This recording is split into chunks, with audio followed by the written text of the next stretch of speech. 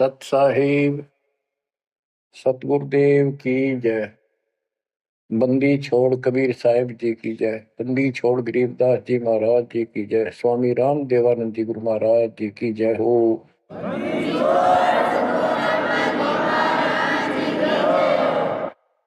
सर्व संतों की जय, सर्व भक्तों की जय, धर्मी पुरुषों की जय।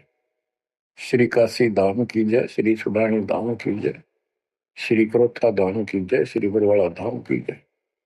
सत साहिब परमपिता परमात्मा कबीर जी की असीम रजा से आज आपके ऊपर उस मूल ज्ञान की वर्षा हो रही है जिसकी प्यास आत्मा को युगों युगों से थी। बच्चों, इस गंदे लोक को सुन दो अच्छी तरह।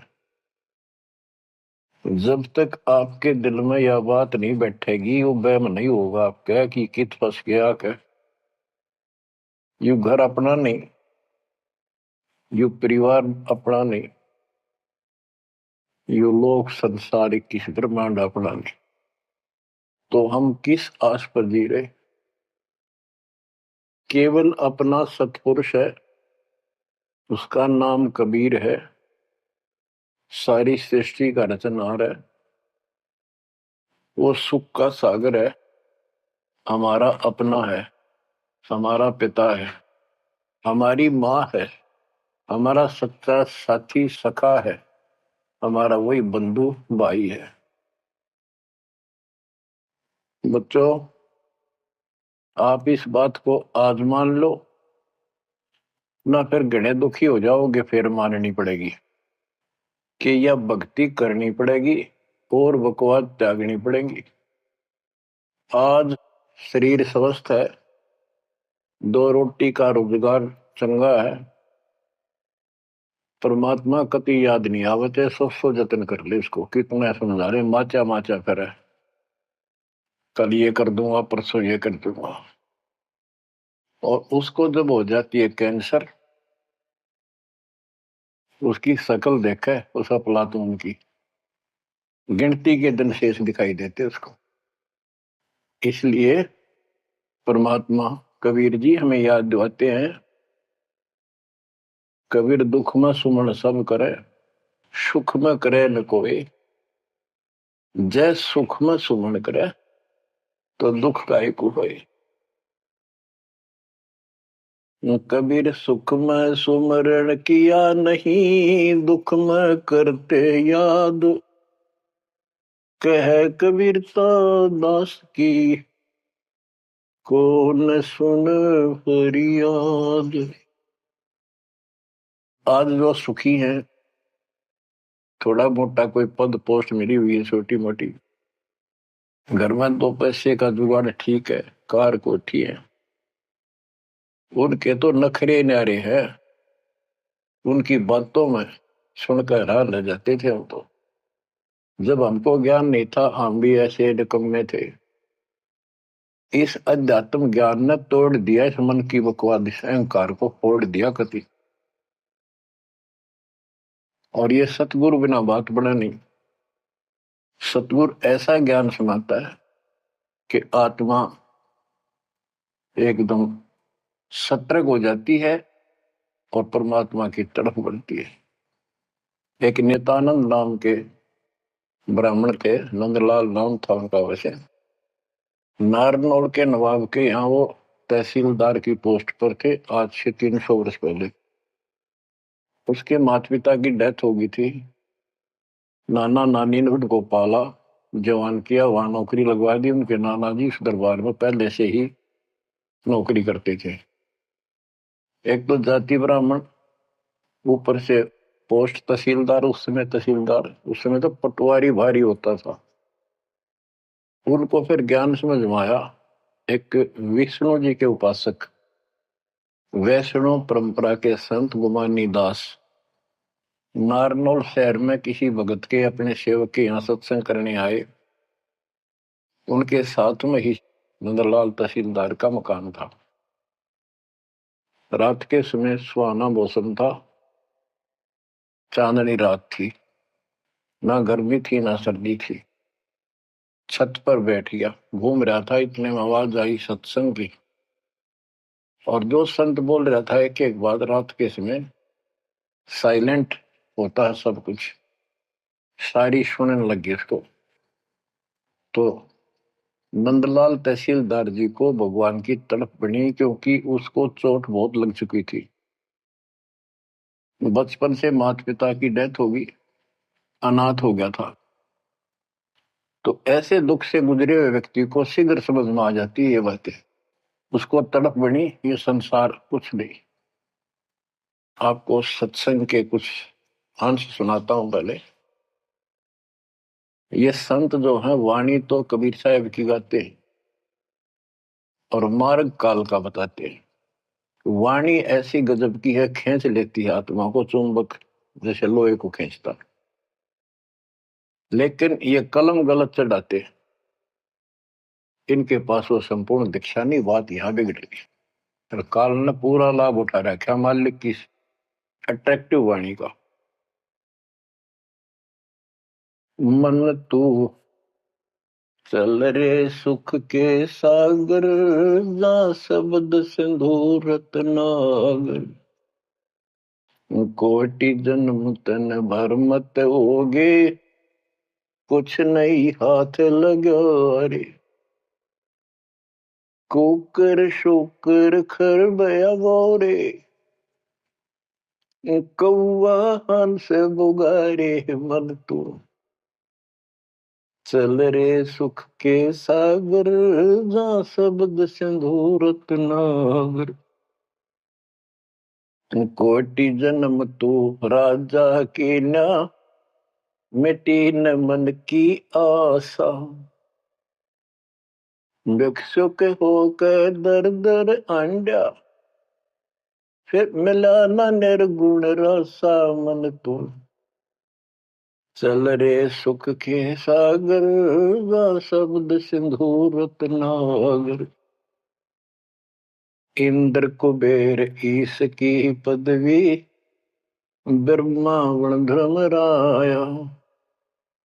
विष्णुनाथ के पुर को जाके, फिर भी उल्टा आया। मन तू चल रे सुख के सागर, जा शब्द सिंधु रत्नागर। असंख्य जन्म तन मरत्या होगे, जीवित क्यों न मरे रे। असंख्य जन्म तो है मरता होगे, जीवित क्यों न मरे रे। द्वादश धर्मद मैल मठ बोरे, बहुर न दे धर रे। मन तू चल रे सुख के सागर, जा शब्द सिंधु रत्नागर। दोजक भिष्ट सभी तह देखे, राजपाट के रसिया। तीन लोक से तिरुपति नाही, यो मन भोगी खसिया। मन तू चल रे सुख के सागर, जा शब्द सिंधु रत्नागर। सतगुरु मिले तो इच्छा मिटे, पद मिल पदे समान। सतगुरु मिले तो इच्छा मिटे, पद मिल पदे समान। चल हंसा उस लोक पठाऊं, जो आदि अमर अस्थाना। मन तू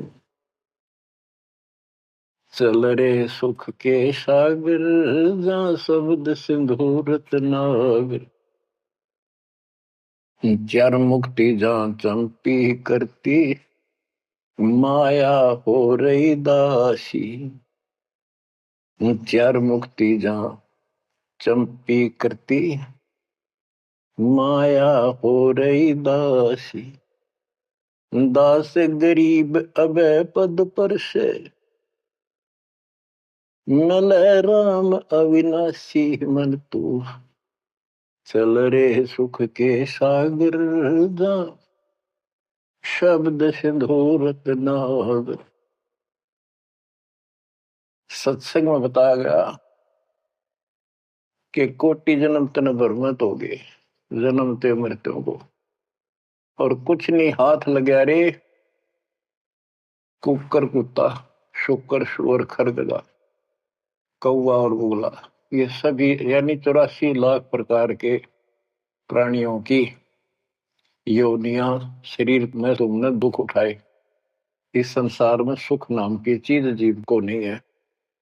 कोट जन्म तन भ्रमित हो गए, कुछ नहीं हाथ लगा रे। आज सेठ है, सारा कुछ धन है, कार कोठी है, और समय आ गया जान का। सेकंड भी ना लागण दे, एक सेकंड तुरंत उठाकर यम के दूत पटक देंगे धर्मराज के आगे। अब के हाथ लग गया, सारा जीवन खो दिया, कति कर्म बिगाड़ लिए, और आगे पल्ला झाड़ के जा खड़ा नरभाग। ये सपना टूटते सारी बात समझ में आ जाती, सारा सोपन था यो। ना कोई बेटा अपना था, ना कोई बेटी अपनी थी, ना या कार, ना कोठी अपनी थी। अपना जो काम था वो तो स्टार्ट भी ना किया मूर्खा। बच्चों वहां बहुत बार रो लिया हम साथ जाकर।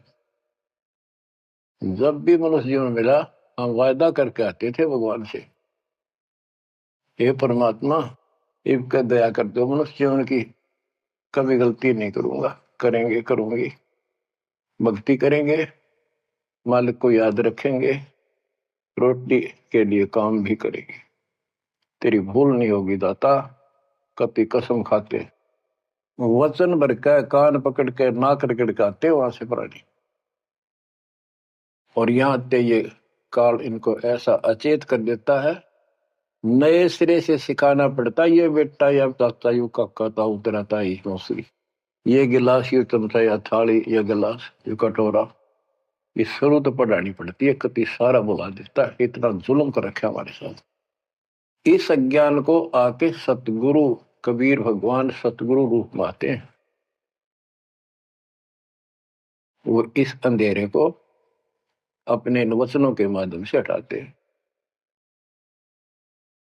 अब बच्चों, मन नेकी कर ले, 2 दिन का मेहमान, मन नेकी कर ले। परमात्मा हमारे सामने खड़े होकर रोया करते हमने, किसी तरह तो समझ लो तुम। ये शब्द इसलिए सुनाया करते कि इस आवाज प्यारी आवाज दाता की खींच ले पशु पक्षियों को भी, और इस वाणी में कसक। तो बच्चों परमात्मा कहीं भी खड़े हो जाते थे किसी गांव नगर में जाके, और उनको वाणी सुनाते थे, क्योंकि हम कान का विषय भी हमारे अंदर है विकार। तो मीठी वाणी सुनकर तकरीबन लोग इधर उधर से खिसक के आस पास बैठ जाते आकर, जैसे कोई जाकर कोई तुगली बनाने लग जाए ऐसे डुगडुगी, वहां भी लोग इकट्ठे हो जाते हैं। फिर परमात्मा उनको समझाते थे, इस काल के जाल में फंसे इस नकली सुख को सुख मानकर अंधे हुए बैठे प्राणियों को कहां से संघर्ष करने लगते हैं, क्योंकि ये अपने पिता है और ये रह नहीं सकते हमारे को राह बताए बिना। तो क्या सुनाते थे, कहां से आया कहां जाएगा, तन छूटे तब कहां समाएगा। कहां से आया कहां जाएगा, तन छूटे तब कहां समाएगा। आखिर तुझको कौन कहेगा, गुरु बिन आत्म ज्ञान, मन नेकी कर ले, 2 दिन का मेहमान। बच्चों परमात्मा याद दिला रहे हैं कि तुम्हें सतगुरु के बिना, गुरु के बिना ये आत्म ज्ञान कौन कराएगा। आत्म ज्ञान क्या है, तू कौन है, कहां से तू आया, किस लिए जन्म और मर रहे हो, इसका समाधान क्या है, ये है आत्मज्ञान। आत्मज्ञान तो सारे गुरु बताते हैं नकली सकली सब। भाई भक्ति नहीं करोगे पशु पक्षी बन जाओगे, मनुष्य जीवन बड़ी मुश्किल से मिलता है। ये सारा कुछ परमात्मा का बताया ज्ञान बताकर आखिर में काल के खुट्टे बांध देते हैं। ये उपासना करो जो शास्त्र विरुद्ध है। बात यहां बिगड़ी पड़ी थी। तो बच्चों फिर कहते यु तो आत्मज्ञान होगा। कबीर सतगुरु बताता आत्मज्ञान, तुम सतलोक में रहते थे, वहां किसी चीज का कष्ट नहीं था, कोई दुख नहीं, कोई रोग नहीं, कोई शोक नहीं, कोई जन्म नहीं, कोई मृत्यु नहीं, सदा सुखी। यही सृष्टि ऐसी जो कि एज इट इज है। ऐसे गांव बसे हैं, ऐसे बाजार लगे हैं, बाग बगीचे कदम कदम पर सुंदर तरीके से लगे हुए एक पंक्ति के अंदर गजब के। और उसको छोड़ के तुम इस काल के जाल में फंस गए। अब ये तुम्हें मूर्ख बनाए बैठा है, उस घर की कति खबर मिटा दी, नामो निशान खत्म कर दिया। आत्मज्ञान ये है, तुम या कष्ट उठा रहे हो जन्म मृत्यु के, इसका समाधान है पूरा सतगुरु हो, उससे दीक्षा लो, फिर डट कर भक्ति करो, मर्यादा का पालन करो। ये तो है आत्मज्ञान। परमात्म ज्ञान क्या है, परमात्मा कौन है, ये श्री कृष्ण जी को भगवान बताओ, विष्णु और शंकर को भगवान बताओ। इनका परमात्म ज्ञान खाक है। परमात्म ज्ञान है नहीं, आत्मज्ञान ने के चाटांगे। फिर गरीबदास जी कहते कूप की छाया कूप के माई, ऐसा आत्मज्ञाना, या से परे परम पद वहां का भेद न जाना। आत्मज्ञान तो ऐसा है जैसे कुएं की छा कुएं तक है, बाहर उसका कोई यूज नहीं। इसका मतलब है कि जिस ज्ञान पर ये आत्मज्ञान बताते हैं परमात्म ज्ञान है नहीं, वो तो इस काल के कुएं में अंदर ही गिरे रहेंगे, यही कष्ट उठाएंगे। ये साधना गलत बताते हैं, उनकी पोल खोल रखी है वैद्य के अंग में, जैसे काला पुष्मा। बच्चों फिर बताया जाता है कि कोट जन्म तन भ्रमत होगी, परमात्मा जगह जगह खड़े होकर रोया करते थे हमारे लिए। और कुछ आकर्षित भी होते थे, कोयल के बच्चे तो लाग ही जाते हैं, वो डटते ही नहीं, उनको तुरंत प्रभाव हो जाता है, सचमुच भक्ति करनी चाहिए। इस प्रकार मान लेके 64 लाख से हो गए थे 700 साल पहले। इस ज्ञान को तो सिर्फ इतना सुनते थे कि सचमुच जो कह रहे बात सच्ची है, मर जावांगे। ये वाणी ऐसी है सीधी फोड़ देती है आत्मा के मैल को। फिर सुख होने शुरू हो जाते थे दाता का नाम लेते ही, इसलिए चिपकते चले गए। दाता भी चाहते थे, परमात्मा भी, कि इनका अपनी कलम चढ़ा दूं एक बार बस, इन पार तो होना नहीं। कलम चढ़ा गए दाता उस समय 64 लाख का। वो 64 लाख कुछ भक्ति करी उन्होंने बहुत अच्छी, परमात्मा काफी संग रहे। फिर जब देखा कि अब इनको ज्ञान नहीं है और ज्ञान बिना मुक्ति हो नहीं सकती, जब तक पूरा ज्ञान नहीं होगा ये डट नहीं सकते, दो काम हो जाते हैं, तीसरा नहीं होता है, तो फिर वो झाड़े लुआन चले जाते हैं। ये स्थिति होगी थी वहां। तो एक झटका दिया था, परीक्षा ली थी, सारे विमुख हो गए। जब परमात्मा ने हाथी पर बैठकर गंगा जल बोतल में भरकर, जैसे शराबी शराब पिया कर, एक वैश्या, प्रसिद्ध वैश्या जो परमात्मा की शिष्या हो चुकी थी और अपने धर्म कर्म को ठीक कर रही थी, लेकिन उस समय भी उसको वैश्या की फीत ही थी समाज की दृष्टि से। उस लड़की को हाथी पे बैठा के उसके कंधे पर हाथ धर के भगवान, और वो पानी गंगा जल पी रहे थे, उस हाथी को बाजार के बीचों बीच घुमा दिया। जो भी देखा वो एक, देख लो भाई दुल्हा बड़ी बड़ी बात बनाया करता कबीर, शराब पीवे और वैश्या को साथ लेकर घूम रहा है। उनके शिष्यों को लाओ, बुला बुला के देखो, हम तो पहले कहा करते पाखंडी आदमी है, अपनी आंखों देख लो, सरिया में वैश्यावृत्ति करता घूम रहा, शराबी को भी है ही। जो भी देखे वही कहते, मैं तो कभी कभी जाया करता, मन तो जाना छोड़ रखा है। मैं तो उसके साथ चला गया था एक बार, ऐसे 64 लाख भगवान से विमुख हो गए। सतगुरु भी चाहते थे ये बोझ सिर पर पड़े, अब ये समझ नहीं पा रहे। गरीब बड़ुआ बड़ुआ सबक है, कोई न जाने खोजे, दास गरीब कबीर करम, बाटत सिर का बोझ। कि उस लीला को कोई नहीं समझ रहा था, वो तो अपने सर का बोझ, ये पूरी आस्था थी नहीं उन शिष्यों की, इसलिए इनको पटक रहे हैं, ठाक सर पर अपना बोझ हल्का कर रहे हैं।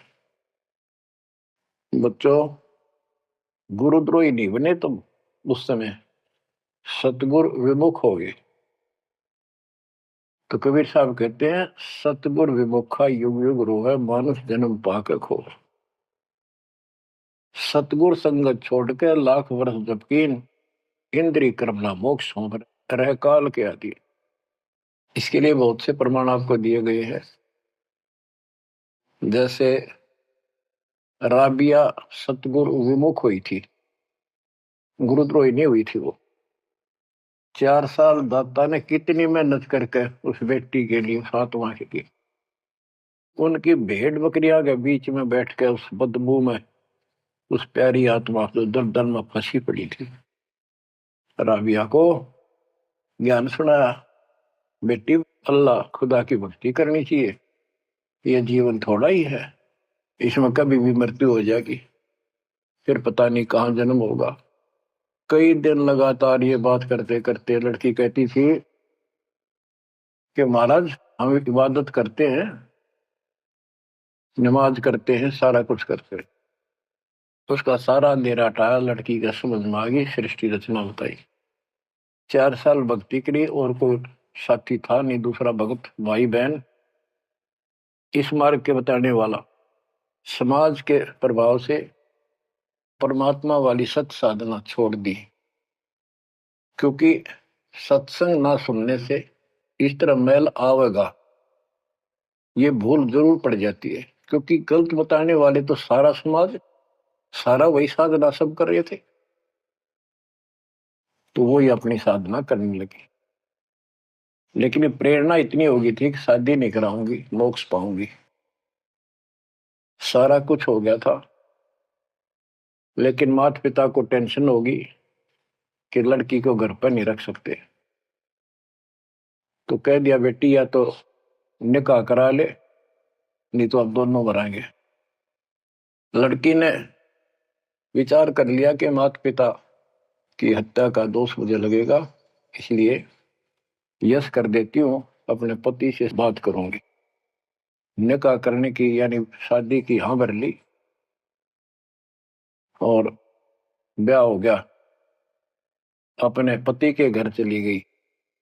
वो एक अच्छा अफसर था, साहब था, नेक आत्मा था। राबिया ने स्पष्ट कर दिया, बात सुनो मेरी,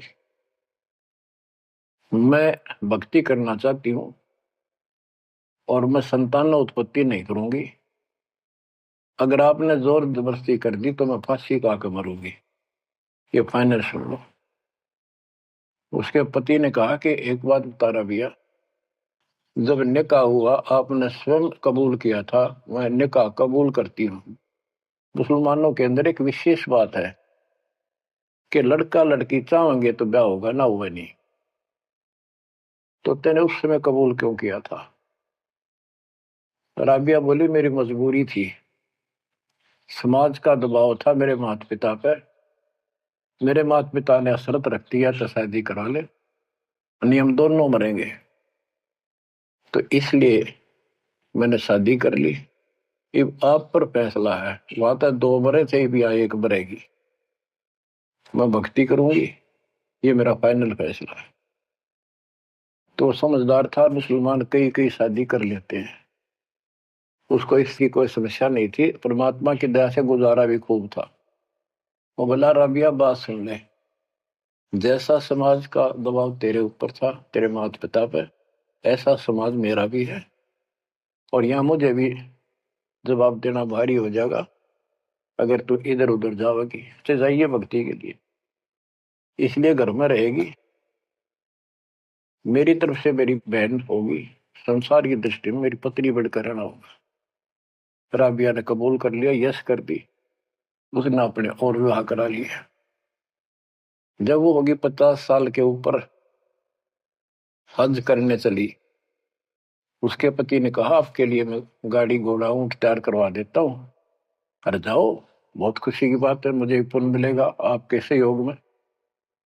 वो कहने लगी मैं पैदल जाऊंगी। यानी भावना अलग होती है भगत की, या धार्मिकता रंगी हुई होती है पिछले जन्मों की।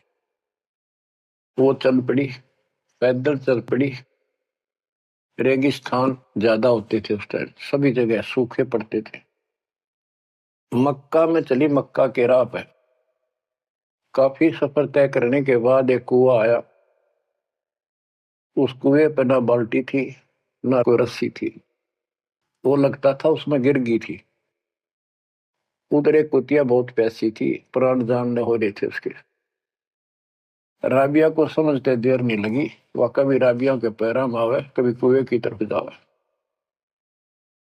बहुत बुरा हाल था उसका। उसके छोटे छोटे बच्चे भी थोड़ी सी दूरी पर विलख रहे थे। उस पुण्यात्मा ने धार्मिकता भर दी थी दाता ने उसमें। अपने सिर के बाल पाड़े, उसकी रस्सी बांटी, 5-5 4-4 बाल लेकर, और लंबी रस्सी गांठ डाला का बना के अपने कपड़े उतार के उस रस्सी के कपड़े बांध गए। पहले मोटे मोटे कपड़े होते थे सूत के, और वो बहुत पानी सोख लेते थे। कुएं में बाल्टी की तरह डाले, बाहर लाकर उनको नचोड़ा। एक मटके का केकरा सा पड़ा था, टुकड़ा फूटा हुआ, उसमें पानी भरती गई, कुतिया पी गई 2 किलो पक्का पानी, और पी कर चली गई। अब उसने अपने कपड़ों से, गिले कपड़ों से सिर का ब्लड साफ किया, और झाड़ झूड़ के, कपड़े गर्मी के दिन थे, ठीक सा मौसम था, वो कपड़े निचोड़ कर पहन लिए और सफर पर चलने को तैयार हुई। इतने में वो मक्का मकान उठ के, वो महल मंदिर, वो कब्बा उठ के और कुएं के साथ आकर लग गया, जैसे प्लेटफार्म पर ट्रेन आकर लगती है। राबिया के लिए आश्चर्य का ठिकाना नहीं कि मक्का ही आ गया, मैं तो मक्का ही जाना था, पटदे चढ़ गई। उसके अंदर बड़ी चढ़ते उठ लिया, उड़ के चल पड़ा। उधर से अब्राहिम सुल्तान आदम पहले किसी और जन्म में था। जैसे परमात्मा गरीबदास जी कहते हैं, वाहन गरुड़ कृष्ण असवारा, लक्ष्मी डोरे चौर पारा, असुर निकंद मेरी में। अब गरीबदास जी को कृष्ण विष्णु दिखाई देता, और कृष्ण को ज्यादा लोग मानते हैं। इसी प्रकार उस समय जो अब वर्तमान में वाणी बोली गई, अब्राहिम सुल्तान को अधिक जानते हैं, इसलिए सुल्तान आदम का जिक्र किया, जबकि पहले ये किसी और शरीर में था, राबिया के समकालीन था। सब कहने लगे भाई मक्का कहाँ गया, मक्का कहाँ गया, मंदिर कहाँ गया। अब्राहिम सुल्तान भी वहां जाता रहता था, मुसलमान भाइयों को समझाना चाहता था, गुरुदेव के आदेश से अपनी सच्ची राह बताया करता, क्योंकि वहां धार्मिक लोग ही जाते हैं। वहां चर्चा चली कि मक्का कहाँ गया, मक्का कहाँ गया। सबको आश्चर्य हुआ। अब्राहिम सुल्तान जो पहले शरीर किसी और शरीर में था, गरीबदास जी की वाणी में है कि सुल्तान अदम मक्के गया, मक्का नहीं मकान, गया एक रांड को लेने को, नो कहे अदम सुल्तान। अब्राहिम सुल्तान अदम कहता है कि नकमी औरत को लेने गया, वो पहले सतगुरु शरण में आई थी, वो साधना छोड़ के अब ये वही डले ढो रही है। उपस्थित मुसलमानों को उसकी बात अच्छी नहीं लगी, दुख भी हुआ, लेकिन मुसलमान था इसलिए आगे बात बढ़ी नहीं। इतने में मक्का आके वहां यथा स्थान पर स्थापित हो जाता है। लोगों ने देखा उसमें एक लड़की, एक औरत है, एक बहन है। नाम पता करा तो पता चला ये ऐसे ऐसे इसका राबी नाम है। सारे मुसलमान समाज में ये हो गया भाई भक्ति हो तो रबी जैसी, अल्लाह को खुश कर लिया, इसको तो जन्नत मिले ही मिलेगी। अगला जन्म उसका एक बांसुरी नाम की लड़की का हुआ। परमात्मा तो उसको चार्ज कर गए थे, वो परमात्मा की चाह उसके अंदर फिर भी तड़प रही थी। उसने ब्याह उस समय भी नहीं कराया और अपना शब्द गाती रही, परमात्मा अल्लाह की महिमा सुनाने लगी। और बंसुरी रूप में बाद 50 साल से ऊपर होगी, हज करने गई। तो उसको ये ज्ञान हो गया था कि वो परमात्मा की धार्मिक बातें डेली गाती और सुनती थी कि जो मक्का में मरता है उसको सीधी जन्नत मिलती है, स्वर्ग, बहिश्त। तो उसने सोचा ये शरीर तो एक दिन जाएगा, और कहते हैं मक्का में मृत्यु होगी तो जन्नत मिलेगी, जन्नत के लिए सब कुछ किया जा रहा है। उसने वही गर्दन काट दी अपने हाथ तो तलवार मार के। सब कहने हो गया भाई बांसुरी तो गई स्वर्ग में, बांसुरी ने कुर्बानी दे दी और जन्नत में गई। अगला जन्म उस फातिमा का कर्महीन का वैश्या का बना।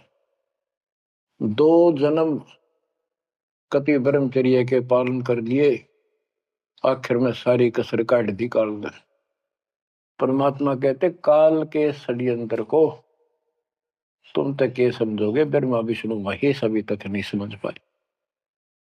फिर दया करी दाता ने, वो गंदा नरक भोग के वह फिर मरी। एक शेख तकी नाम का सिकंदर लोधी राजा का धार्मिक गुरु था, और ये भी कहते वो उनका एक प्रधानमंत्री भी था। जो भी उसके घर जन्म हुआ उसका, 12-13 वर्ष की होकर वह मर गई, कब्र में दबा दिया गया। एक दिन परमात्मा ने ऐसी लीला करी, क्योंकि सोचल छिद्र मैं करूं अपने जन के काम तो उनका था सारा उस बेटी के लिए। शेख तकी ने जब सारे हथकंडे अपना लिए, कबीर साहब आयरा नहीं, मुर्दे जिंदे कर दिए। उसने कहा वो तो सदमे में था कमाल, रामानंद जादू जंतर ते जिंदा कर दिया। जब जानो मेरी बेटी कब्र में दब रही है, उसको जिंदा कर दे। कई दिन हो गए, 15-16 दिन हो गए। परमात्मा ने कहा ठीक है भाई, सब इकट्ठे कर लो। मुनादी करा दी, उसने खुद करा दी, कहा जिसकी पोल खुलेगी। परमात्मा ने समय बता दिया, उस दिन करूंगा जिंदा। हजारों आदमी सिकंदर लोधी शेख तकी कब्र फुड़वा दी, वहां इकट्ठे हुए, कब्र फुड़वा दी, लड़की का शरीर था। तो परमात्मा ने कहा शेख तकी तू कोशिश कर ले, कदे 5-6 नंबर बनावे, और कहे या सदमे में थी। दूसरे बोले जी अगर ये इस तरह कुछ इल्म होता, अपनी बेटी ने कौन कब्र में दब मिट्टी में, आप दया करो। कबीर साहब ने कहा हे शेख तकी की बेटी जीवित हो जा, नहीं हुई। दूसरी बार कहा, यही नहीं हुई। शेख तकी ने बगड़ा पा दिया, नाचन लग गया कि डोंगी की पोल खुल गई, देख लो। कहूं था ना मैं, कभी मुर्दे जिंदे होते हैं, ये तो कयामत के समय होते हैं। तब परमात्मा बोला डट जा बंडेले, रुक। तब कहा हे कबीर की बेटी, आत्मा जहां भी है वापस आ, शरीर में प्रवेश कर बेटी, और बाहर आ। इतना ही कहा था, शरीर में कंपन हुई, लड़की उठी, मालिक के चरणों में आके दंडोत प्रणाम किया, और खड़ी होकर 1.5 घंटे अपने पिछले कर्म, वो पाप बकवाद गलती सारी दोहरा दी, और अपने भगवान के साथ चली गई। परमात्मा ने कहा जा बेटी अपने पिता के साथ, शेख तकी के साथ। लड़की बोली मेरा बाप आप हो। इनका तो इतना संस्कार था, इन दाब दी मट्टी में। अब इनका मेरा कोई संस्कार नहीं था, आगे मेरा पशु जुन्नी में जाने का नंबर था, और ये भगवान वहां गए, धर्मराज के दरबार से मुझे बाई फोर्स लाए। तो बच्चों कहते गोरख से ज्ञानी गणे सुखते जति जिहान, सीता सी वो वारिया दूर संत था। ये बड़े बड़े लतीफेदार भाषण करते हैं, सत्संग सुनाते हैं। कहते हैं बीजक की बात ताके बीजक नाही हाथ, पृथ्वी डोबड़ उतरी के मीठी बात। बच्चों प्रसंग चल रहा था सत्संग का, सतगुरु विमुखा योगी गुरु है। तो इसी प्रकार हम सतगुरु विमुखा हुए जब आज तक रो रहे हैं। हमारा वो कुछ भक्ति करा कर चार्ज कर गए थे, जिस कारण से अपने को मनुष्य जीवन मिलते हुए आ रहे हैं और भक्ति की चाह भी है। यह गलती फिर न दोहराई। अब नित्यानंद का जो प्रसंग था उस पर आता हूं। और सत्संग चला के कोट जन्म तन भ्रमित हो गए, कुछ नहीं हाथ लगा रे, कुकर शुक्र खर व्याग हो रहे, कहू वाहन सुगा रहे, कोटि जन्म राजा की ना। महावीर जैन जैन धर्म के 24वें तीर्थंकर राजा बने, महाराजा बने, स्वर्ग में देव बने, फिर कुत्ते गधे शोर बने। खाक है फिर के चाटव देव पदना जो गधा बन गया। आखिर इंद्र कुबेर इसकी पदवी, ब्रह्मा विष्णु महेश के पद पा चुके हो, इंद्र तक की पदवी पाई है और फिर यहीं भटक रहे हैं। दो जग भीष्ट सभी ते देखे, स्वर्ग नरक सभी धक्के खा चुके हो, भटक चुके हो। राजपाट के रसिया, तीन लोक से संतुष्टि नहीं है, ये मनभोगी खसिया। कोई एमएलए बन जाए, सरपंच बने, मन में आता चेयरमैन बनू, चेयरमैन भी बन जाता है, वे एमएलए में बात बने। मर पड़ का एमएलए कभी बन जाता है, तो सोचा मंत्री बनो जब बात बने। एमएलए में कोई नहीं पूछता। मंत्री यूं सोचता है चल तो मुख्यमंत्री की है, हम तो टाइम पास कर रहे हैं। मुख्यमंत्री बनने के बाद उसकी तड़प हो जाती है प्रधानमंत्री बनूं तो बात बने। वो बनेगा कि ना बनेगा, इतना मृत्यु हो जाएगी, फिर गधा बनेगा। बच्चों तीन लोग से तरपतना ये मन भोगी खसिया। सतगुर मिले तो इच्छा मिटे, पद मिल पदे समाना, चल हंसा उस लोक पठाऊं जो आदि अमर स्थान। के सतगुर मिलेगा तो इन बकवादों से मन हटाएगा और कहेगा चल हंसा उस लोक पठाऊं जहां कभी मृत्यु नहीं होती। चार मुक्ति जहां चंपी करती, माया होरी दासी। यहाँ चार मुक्ति प्रमुख मानी गई है और ये थोड़े से थोड़े समय की होती है। जैसे शालोक, जिस देवता की भक्ति करे उस देवता के लोक में चला जाएगा। शारूप, उस देवता का रूप जैसा बनाकर वहां रहेगा। सामीप्य, उस अपने देवता के साथ समीप रहेगा। तो इस प्रकार की चार मुक्तियां, लेकिन रहेंगे कितने दिन, उसका समय सीमित होता है। वो चारों मुक्ति भी नष्ट होती है, वो भी हाथ से चली जाती है, फिर कुत्ता गधा सुअर बनता है और वहां सदा रहेंगी ये सतलोक में। हाय हाय। चार मुक्ति जा चंपी करती, माया हो रही दासी, दास गरीब अब पद पर से, मिले राम अविनाशी। के चार मुक्ति जा चंपी करती, यानी चरणों में पड़ी रहेंगी, सौदा के लिए भगवान के साथ रहेंगे। और इस धन संपत्ति की वहां कमी नहीं, भरे पड़े हैं खजाने आपके। दास गरीब अब है पद पर से, वहां कभी भय नहीं किसी चीज का, मौत का भय। सबसे बड़ा डर या मौत का है, वो जाते खत्म होगा। दास गरीब अब है पद पर से, मिले राम अविनाशी। ब्रह्मा विष्णु महेश नासवान, ब्रह्म नासवान सर्वपुरुष, अक्षर पुरुष ये नासवान, देवी नासवान और देवताओं की जिक्र के करूं। गीता प्रमाण देती है दूसरे अध्याय के 12वें श्लोक में, चौथे अध्याय के 5वें श्लोक में और 9 में और 10वें के 2 में। गीता बोलने वाला इनका ब्रह्म कहता है काल कि तेरे मेरे बहुत जन्म हो चुके अर्जुन, तू नहीं जानता, मैं जानता हूं, आगे भी होंगे। मेरी उत्पत्ति हुई है, ये देवता नहीं जानते। तो बच्चों वो अविनाशी राम दूसरे अध्याय के 17वें श्लोक में कहा है, 18वें के 40 में, 18वें के 61 और 62 में और 15वें अध्याय के 17वें श्लोक में बताया। उत्तम पुरुषोत्तम परमात्मा इति उदारते, यह लोक तरम अविश्य वृत्ति अवेश्वर है। वो अविनाशी भगवान मिलेगा वहां पर। कबीर साहब कहते हैं यहाँ भी तुम, जब तुझे राजपाट भी चाहिए हमारा इधर ले ध्यान। यहाँ राजपाट कैसा देंगे आपको, और संसार के लोगों से ज्यादा सुविधा देंगे परमात्मा।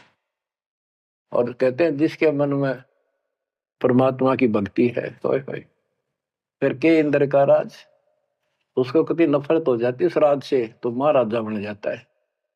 और यहाँ सुख देंगे परमात्मा, कहते हैं माया दासी भगत की संत की उभे दे आशीष, बरती और लातों छिड़ी सुमर सुमर जगदीश। कहते इतना धन दे देगा बंदी छोड़ के खाइयो खर्चियो और खूब धर्म भलाइयो। माया दासी संत की उभय दे आशीष, दोनों तरफ से आशीर्वाद देगी। खाओ खर्चो और दान करो। और बरती और लातों छिड़ी, कबीर साहब कहते हैं सुमर सुमर जगदीश। सुमर कौन सा जगदीश? सच्चा नाम, सच्ची भक्ति, सतपुरुष कबीर साहब की भक्ति कर करके। अब नित्यानंद ये सारा सत्संग सुन रहा था। ये क्या करते हैं, बात तो सुनाओ सतलोक के मिलती जुलती, अध्यात्म ज्ञान भक्ति विष्णु तक की। अब नंदलाल पंडित जी ऊपर से तहसीलदार, 2 मरोड़ इकट्ठी। उसने सोचा यहां जाऊंगा संत के पास तो नगरी के लोग क्या कहेंगे, ब्राह्मण और तहसीलदार या किसी के घर में आकर संत के चरणों पड़ा। काल ने तक कई रास्ते रोक रखे हैं। तो उसको पता चला कि महात्मा का डेरा है यहाँ नारनौल से 2 किलोमीटर दूरी पे। संत चले गए। अगले दिन, उस दिन तक खूब विचार किया। सुबह सुबह घोड़े पर बैठकर, जो सरकार की तरफ से मिलता था उनको, आश्रम में चला। संत जी शर्त को उस तरह फिरवा रखा था और सुबह सुबह इजी मूड में घूमने के लिए उसी रास्ते आ रहे थे जिस रास्ते वो नंदलाल जा रहा था तहसीलदार जी। अब ये ब्राह्मण उस टाइम सारे सोन को सोन घड़ी मान्या करते। उसने सोचे देख यो मन उस बाल कटवा के आगे आ गया मेरे, और मैं कितना अनमोल काम करने जाऊं था, आज गुरु बनाने जाऊं था, अपने जीवन का सौदा करना था। यो कसोन हो गया, कुसोन अपलक्षण हो गया। तो उसने अपने मन में सोच लिया इसके टोले मार दे 2 शर्मा उंगली, यो कसोन मिट जाएगा। हम भी पहले क्या करते ना, बच्चे थे जब, के झूठ बोला पाप लगेगा, मैं बोला उंगली पर उंगली धर के बोली थी, कोई ना लगा पाप। ये अपनी बनावटी बातें थी, उंगली पर उंगली चढ़ा ली थी इसलिए पाप ना लग गया कर। तो उसने इस दृष्टिकोण से उस महात्मा का शर्म ने उल्टी उंगली है टोले मारे 3-4 और बोला रनर भाग मनहूस तनाजा मेरा गाना था, आज मैं गुरु बनाने जा रहा था, अपना जीवन का सौदा करूंगा। अब वो संत जी हैरान रह गया, पढ़ा लिखा दिखे, घोड़े पर सवार कोई अफसर होगा और ऐसा व्यवहार कर दिया। अच्छा उस्ताद, संतों के साथ ऐसे व्यवहार करनी बहुत मिला करें, ज्यादा माइंड नहीं करते हो। चला गया।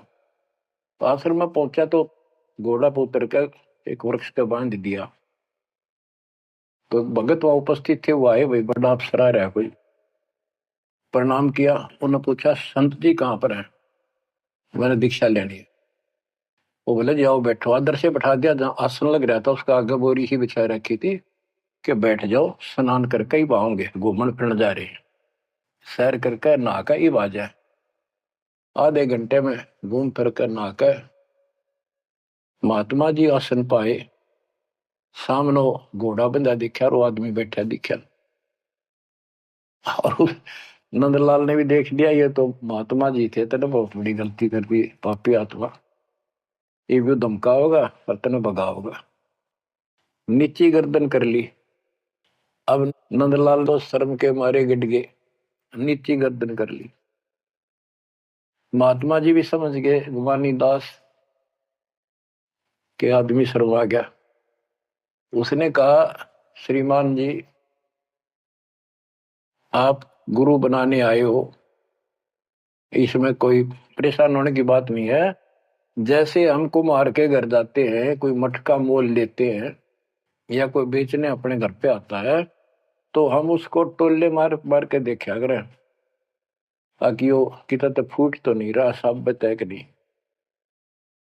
तो आपने अपना गुरु परख लिया, टोले मार गए। बेटा कोई बात नहीं, आप उद्देश्य बताओ आने का। और परमात्मा ने उसकी या अकड़ तोड़नी थी कि संत ऐसे होते हैं। बच्चों संत तो स्वभाव तो सबका ही अच्छा होता है। बात यहां बिगड़ रही है कि सच्ची राह ना होने से फिर के चट अच्छी भाषा न अच्छे बोलना न। गोरख से ज्ञानी गणे सुख दे जती जिहान, सीता शिवो बारिया संत दूर स्थान। नित्यानंद तो चरणों में पड़ गया, रो है। सारा अपना अपनी इंट्रोडक्शन दी, सारी पहचान बताई। ऐसे ऐसे मैं नारनौल के नवाब के यहाँ तहसीलदार हूं, और परसों आपका सत्संग रात ने सुना, मेरी आंख खुल गई। मैं मोक्ष चाहता हूं। उसने जैसा जंतर मंत्र दिया, उसने शिरोधार्य कर लिया और भक्ति करने लग गया।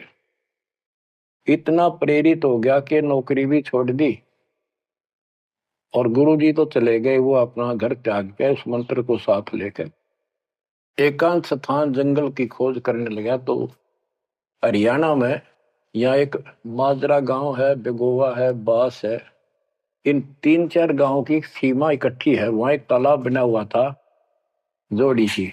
उस पर काफी जंगल नमक, जंगल तो वैसे पहले बहुत होते थे सारे, उसको जटेला जोड़ बोलते। वहां आकर उसने अपना शेष जीवन बिताया। भक्ति सही नहीं थी, आदमी खरा था, परमात्मा की चाह खूब थी, पिछला संस्कार कोई प्रबल था, लेकिन भविष्य जीरो था उसका। फिर भी उसने जब ज्ञान हुआ तो क्या कहा, क्या कहते, उसका नाम फिर नित्यानंद रख दिया उसके गुरु जी ने। नाम बदल दिया। नाम इसलिए बदलवाया करते थे कि कहीं और जाकर भक्ति करूंगा, पीछे घर वाले ना ढूंढते फिर, तो वहां उस नाम से कोई जानेगा ही नहीं। तो क्या कहते हैं नित्यानंद जी, फिर अपने विचार व्यक्त करते हैं अपने फॉलोअर के सामने। ब्राह्मण कुल में जन्म था, मैं करता बहुत मरोड़, और गुरु गुमानी दास ने दिया को बदगढ़ तोड़। जाति का अभिमान, पोस्ट का अभिमान, धन का अभिमान, और पहलवानी पहलवान हो जा काया का अभिमान, ये जीव का दुश्मन होता है। ब्राह्मण कुल में जन्म था, मैं करता बहुत मरोड़, बड़ा अहंकार था मेरे में। गुरु गुमानी दास ने दिया कोबद गढ़ तोड़। ये कोबद का गढ़ था, एक कति तोड़ दिया। आखिर तुझको कौन कहेगा, गुरु बिन आत्म ज्ञान, मन ने की करने दो दिन का मेहमान। बच्चों सतगुरु पूरा मिला नहीं, रही अधूरी सीख, तेली के रे बैल जो चले एक नहीं भीख। पूरा सतगुरु ना मिलने से इतनी पुण्यात्मा फिर कर्म फोड़ कर चली गई, स्वर्ग तक गई, फिर जन्म लेगी। उसने तो आनंद किया। बच्चों ये सारा कुछ निष्कर्ष देकर दास आपको, हीरे मोती लालों को आपकी पहचान बताना चाहता हूं कि तुम क्या प्राप्त कर चुके हो, आपकी कितनी अच्छी किस्मत, कितना गुड लक है। आंख खोल लो, मैं कोई बालक नहीं, कोई डूम बाट नहीं हूं, मैंने कोई स्वार्थ नहीं तुम्हारे से। आप मुझे अपने दिखाई देते हो, आप मुझे भगवान के बच्चे दिखाई देते हो, मुझे अपनी नौकरी खरी दिखाई देती है तुम्हारे कारण। मैं अपनी ड्यूटी पूरी करूंगा, भगवान का दोषी नहीं रहूंगा। मेरी उम्र देख लो, आपके लिए भौंक रहा हूं, कुत्ता हूं परमात्मा का, गुरुदेव का। जागो थारी भला, ना जागो थारी मर्जी।